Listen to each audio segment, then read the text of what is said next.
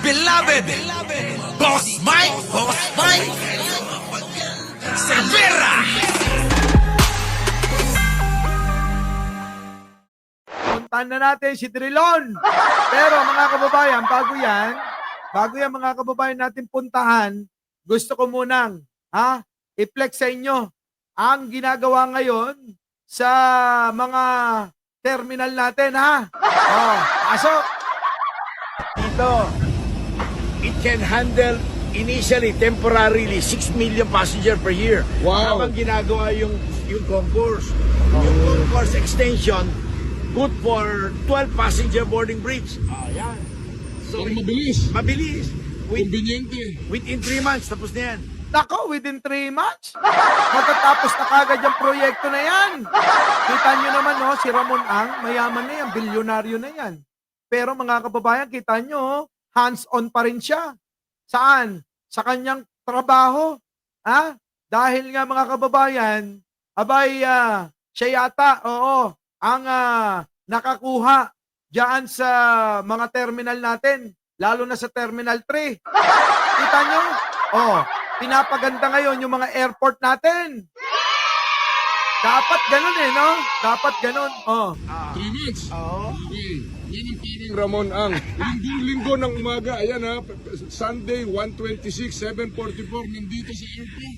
Ayan. Kita nyo kahapon, linggo-linggo, dapat dito kay Ramon Ang nambababae na lang to. Kaso pinipili pa rin maglingkod, di ba? Pinipili pa rin magtrabaho para makatulong. Pero yung iba mga kababayan, hindi na nga nakakatulong Hindi na nga nakakatulong. Nagpapabigat pa. Okay, thank you. Ayun. Ayos. Ito na. Punta na natin.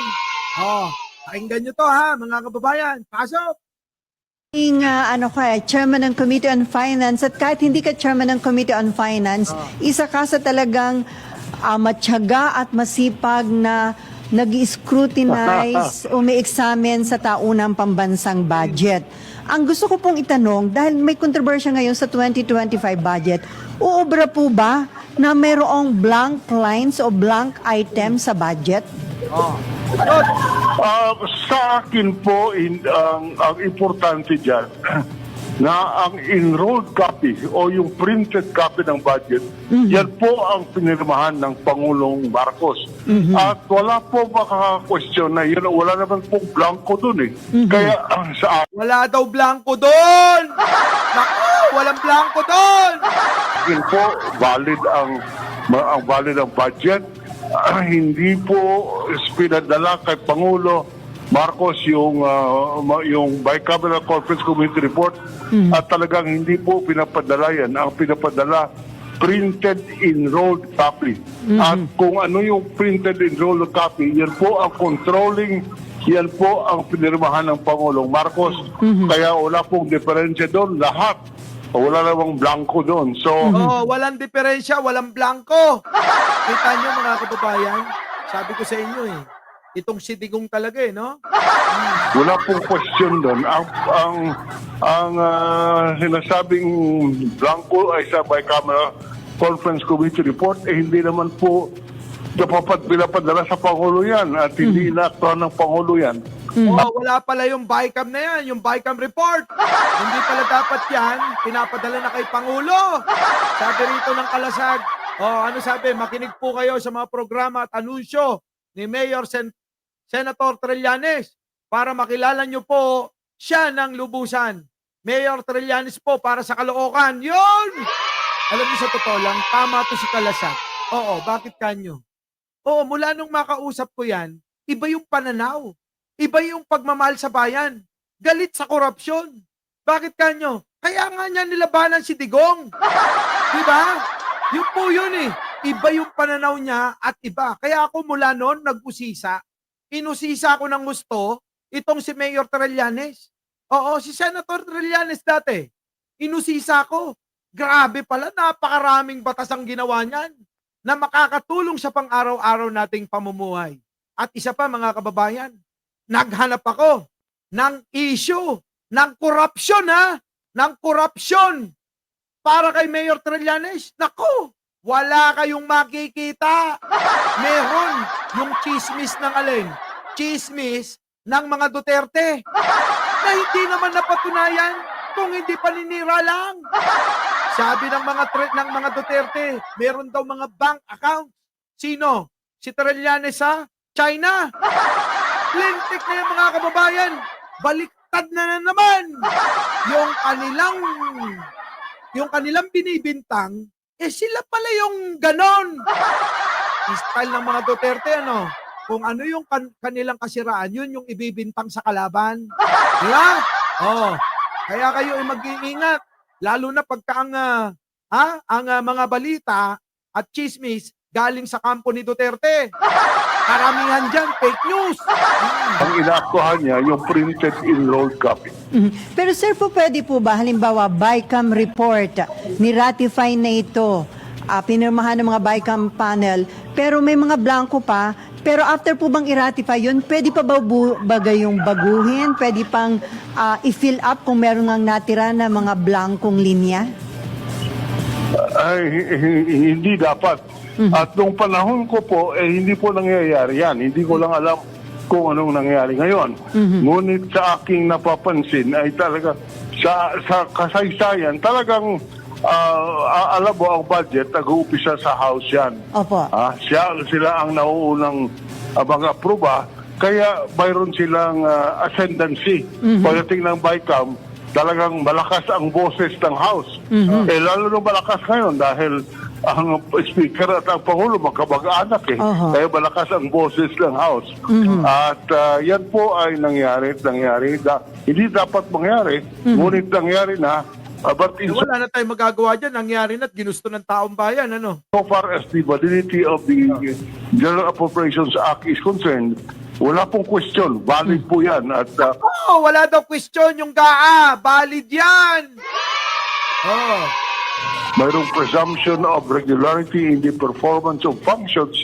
Alam niyo, sa totoo lang, ito yung balanse na reaction at opinion. Ano? Yung opinion ni Drilon, ito yung balanse. Dahil hindi ito maka-Duterte at hindi rin ito maka-Marcos. Di ba? At hindi po hindi po pwedeng questionin na Pangulong Marcos. Nako, hindi nyo pwedeng questionin si Pangulong Bongbong Marcos.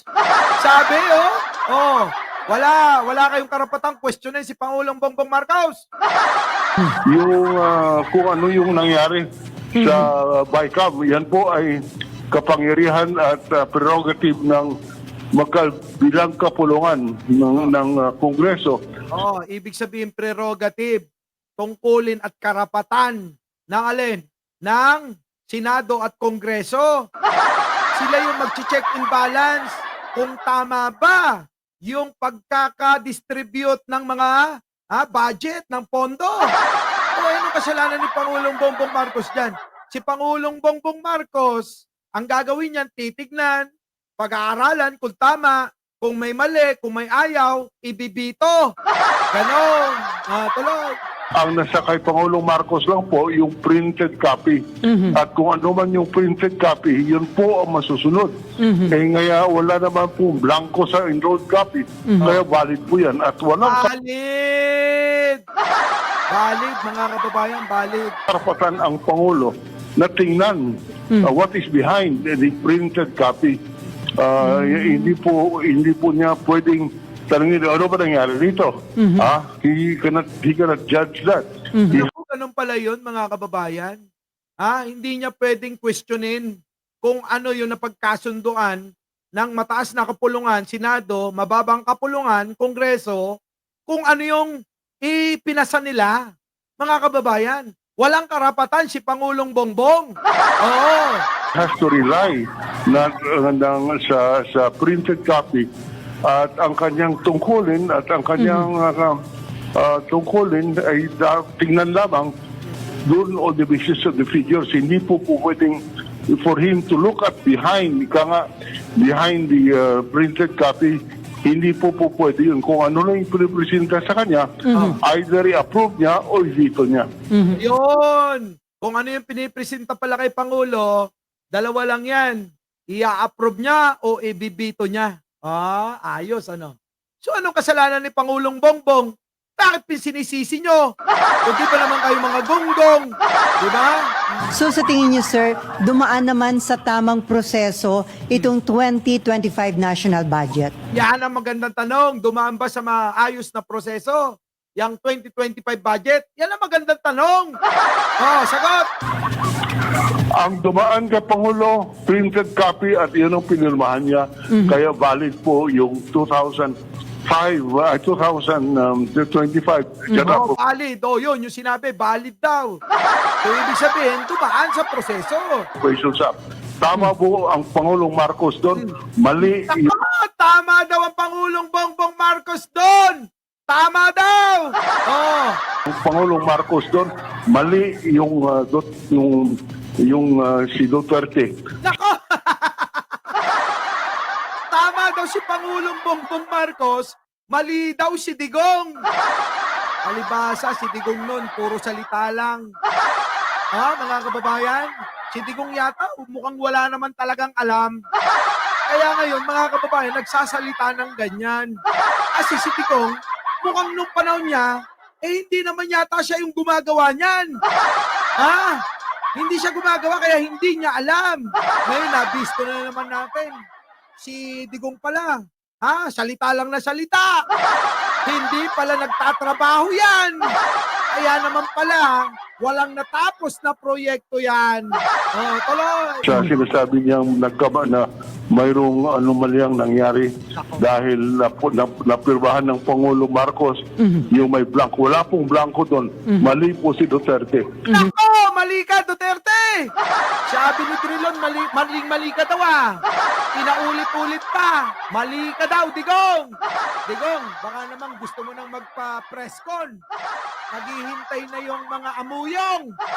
Kung ano yung i-content nilang sasabihin mo ron. Diba, mga kababayan? Maling-mali ka raw paano ngayon ito? Paano ngayon pangangatwiranan? Yung iba, hirap ng ilusot pa rin yung katwiran ni Digong. Paano yun? Mga kababayan? Tama po si Pangulong Marcos. So sir, Ako inulit pa. Tama po si Pangulong Bongbong Marcos. Tama! Tama! Mga kababayan? Paano yan? Paano yan? Paano yung mga DDS? Yung nagbigay ng opinion neutral. Bakit? Dilawan yan. Ano kayo ngayon? Ano masasabi nyo rito? Yan ang problema sa inyo. Mahirap ng lusutan ni Digong yan. Kaya nga si Digong nagtatago na lang. Tandaan nyo, paglabas ni Digong, kalimutan na yan. Paglabas ni Digong, iba na namang propaganda at paninira ang bubuka sa bibig niyan. Diba? Mga kababayan, ganun lagi Hindi na nagbabago Paulit-ulit na lang. Kapag nabubutata, tatalon ng ibang issue, paninira. Paano ba naman? Mga kababayan, hirap na sila na matakasan ng kanilang mga kasalanan. Hirap na sila, mga kababayan, na ipaupo pa si Sara. Sa totoo lang, mga kababayan, hirap na ipaupo pa si Sara na hindi na idadaan sa eleksyon. Bakit? Kapag nagkaroon ng eleksyon, sigurado kailangan dumalo sa debate yon. Pag dumalo sa debate yon, mabubuko nyo yun. Kung nabuko na natin ngayon, kung nabuko na natin ngayon, si Sara mahina talagang kukote at ulo, nako, baka mamaya magkalat sa mga debate yon. Wala na. Lalong hindi mananalo at yun ang kinakatakot nilang mangyari. Kaya ang gusto nila, mga kababayan, maupo si Sara nang hindi dumadaan sa eleksyon. Gets nyo? Mga kababayan? Ganun yun. So, alam nyo na. Our beloved Boss Mike Cervera.